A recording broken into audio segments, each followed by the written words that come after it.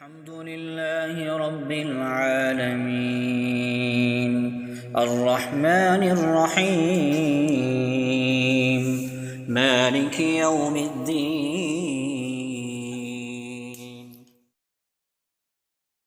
بسم اللہ الرحمن الرحیم۔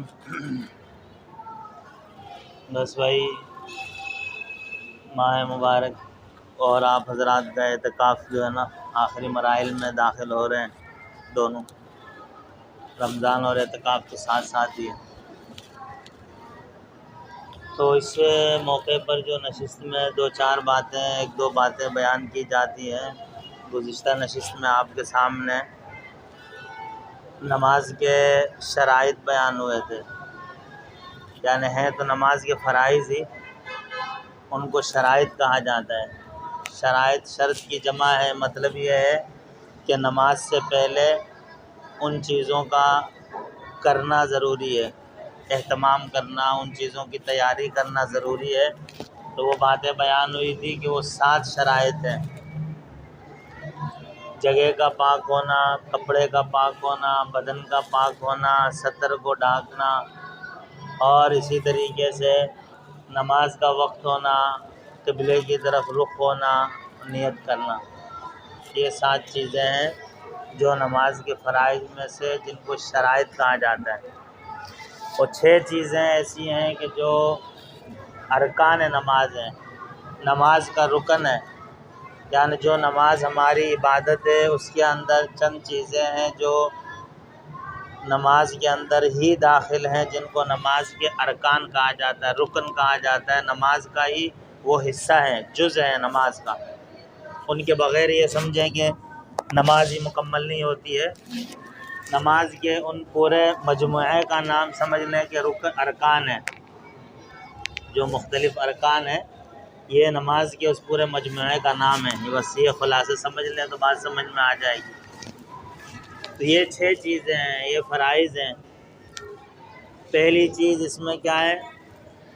تکبیر تحریمہ ہے۔ پہلے بھی بیان ہوئی تھی کہ تکبیر تحریمہ کے ساتھ تکبیر اولیٰ کے ساتھ اگر نماز پڑھیں گے تو ثواب ملے گا۔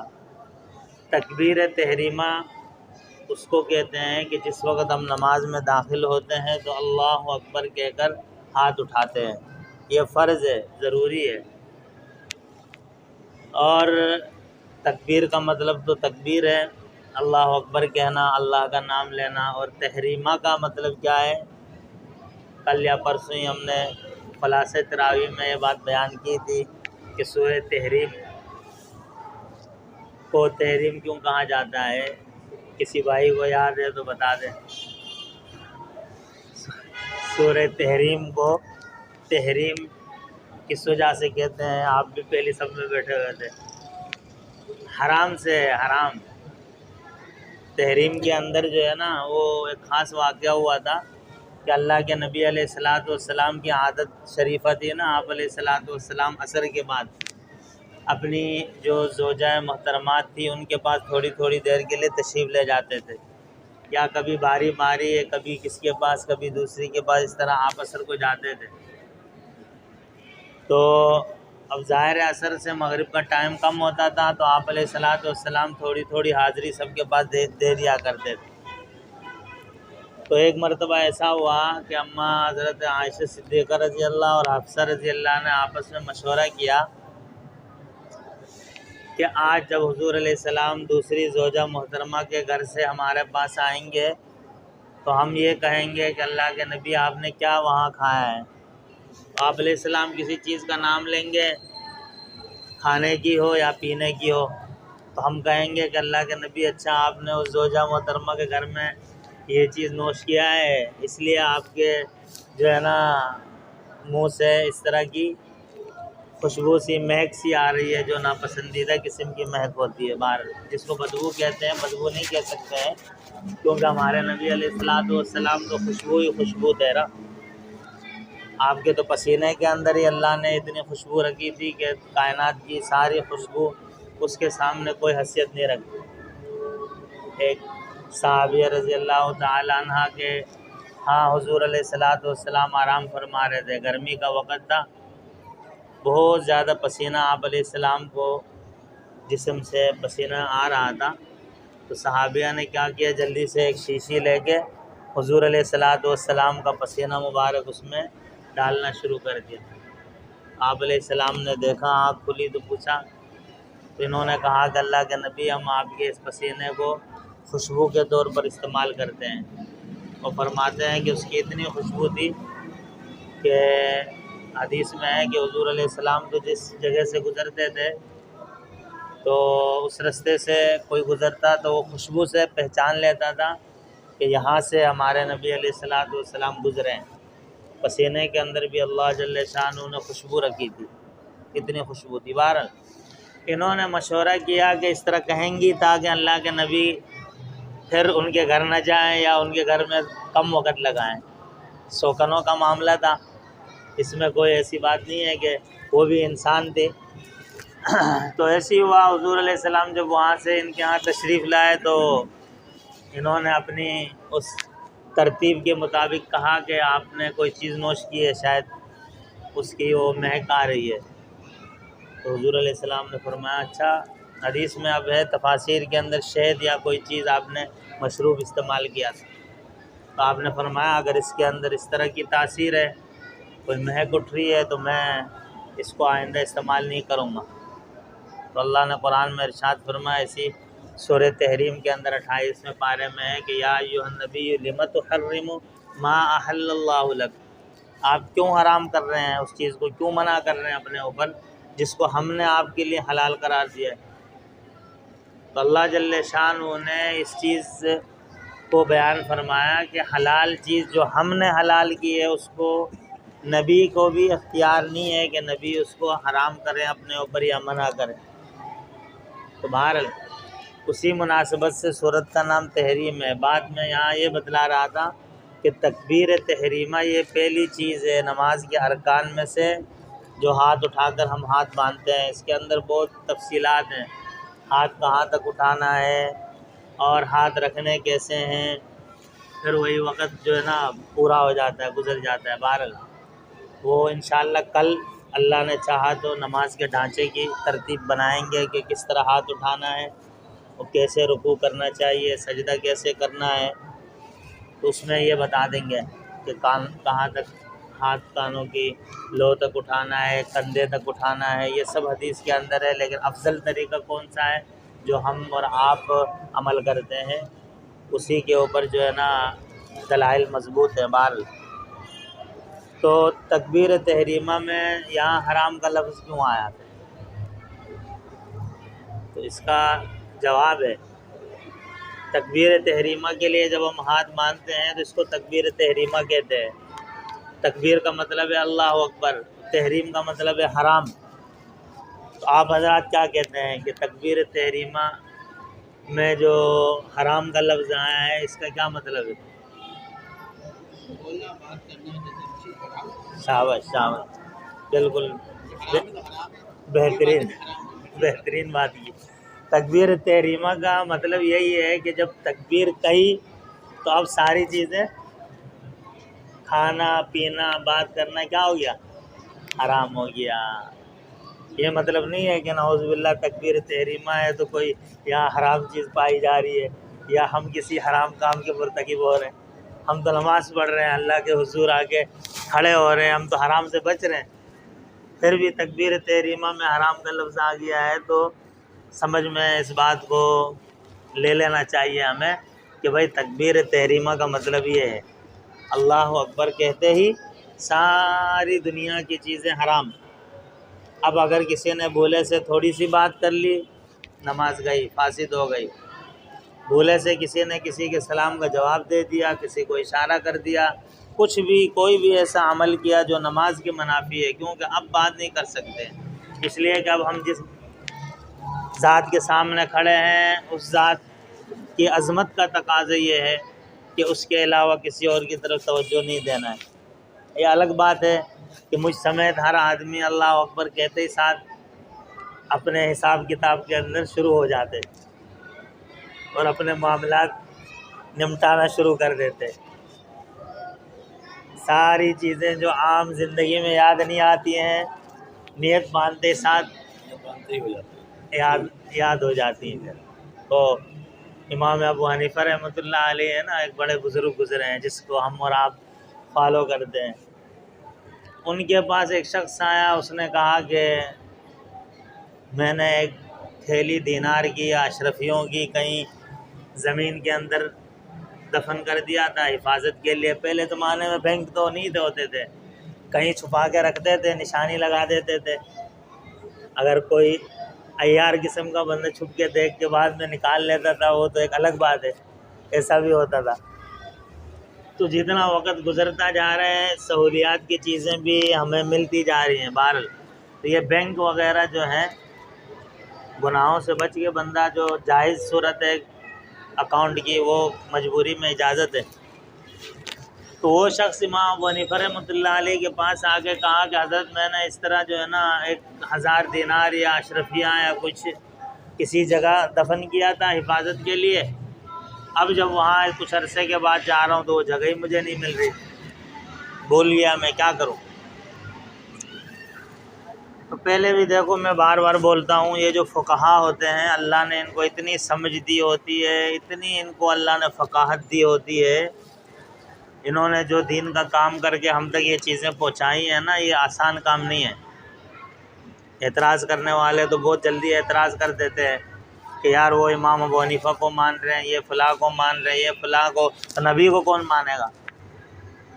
ان کو اتنی عقل نہیں ہے کہ ہم ڈائریکٹ نبی کو کیسے لے لیں۔ ہم کوئی حضور علیہ السلام کے زمانے میں تو نہیں ہے کہ نبی علیہ السلام ہمیں کہیں کہ ہاں بھائی زید فلاں فلاں تم اس پہ عمل کرو۔ اللہ نے ہر چیز کی ترتیب رکھی ہے، ساری چیزیں درجہ بدرجہ ہم تک آئی ہیں، اور دوسرا ہم اس معاملے میں نابینا ہیں، ہمیں کیا پتہ؟ ابھی ہم بخاری شریف اٹھا کے دیکھیں عربی میں، ہمیں کیا پتہ ہے؟ تو بھائی ان حضرات نے محنت کر کے ساری چیزیں جو ہے نا کھرا کھوٹا سب الگ کر دیا ہے اور ہمیں دیا ہے، الحمدللہ۔ تو بہرحال وہ امام ابو حنیفہ رحمۃ اللہ کے پاس وہ شخص آیا، اس نے کہا کہ اس طرح وہ مل نہیں رہی جگہ، کیا کروں؟ تو حضرت نے کہا کہ تم ایسا کرو، 1000 رکعت نفل پڑھ لو یا 100 رکعت کا نفل پڑھ لو، یا کچھ رکعتوں کا بہرحال کہا کہ تم اتنی رکعت نفل پڑھ لو، تعداد کم کر لیتے ہیں، مسئلہ نہیں ہے۔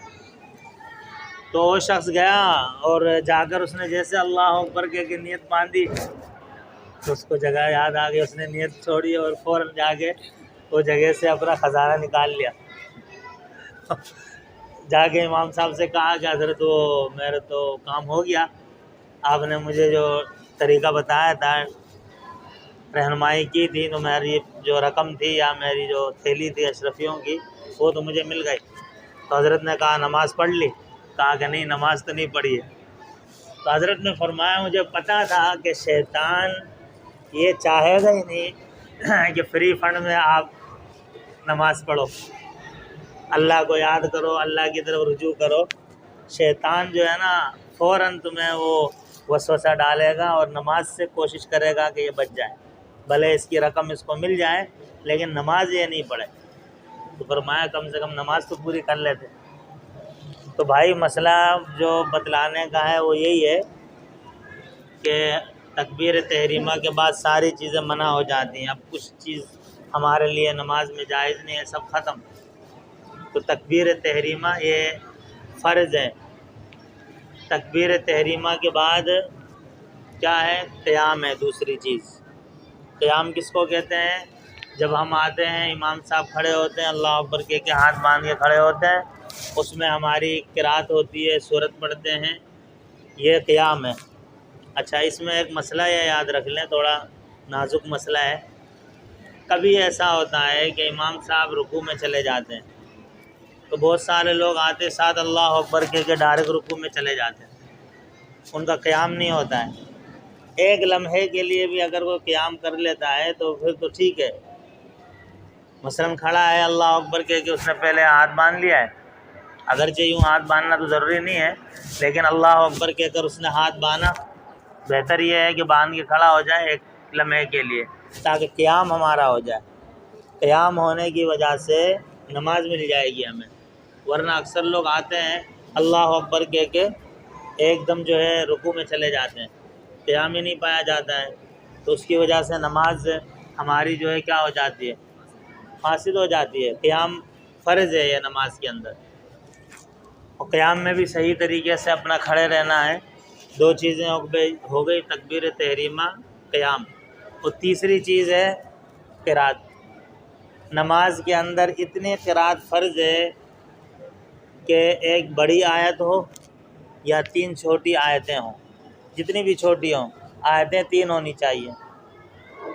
قرآن میں بعض چھوٹی آیتیں ہیں بالکل مختصر سی، جیسے کل ہم نے تراویح کے اندر سورتیں پڑھی ہیں، تو ان کے اندر بعض ایسی آیتیں ہیں کہ بالکل مختصر ہیں، ایک پوری جو ہے لائن کے برابر بھی نہیں ہے، تو کوئی مسئلہ نہیں ہے، تو وہ پڑھ کے اگر کسی نے رکوع کیا ہے تو ٹھیک ہے، قرات ہو گئی۔ یا یہ ہے کہ ایک بڑی آیت پڑھ لیں، یہ فرض ہے، ضروری ہے، اس سے کم کریں گے قرات نہیں ہوگی تو نماز ہماری نہیں ہوگی۔ بار 3 چیزیں ہو گئی، اور اس کے لیے یہ بھی چلو ساتھ یاد رکھیں کہ بھائی ہمیں کم سے کم، جیسے تبلیغ والے ہیں، یہ جب سے روزے میں جاتے ہیں نئے لوگ، تو وہاں پر ان کو نماز، وضو، یہ چیزیں سکھاتے ہیں۔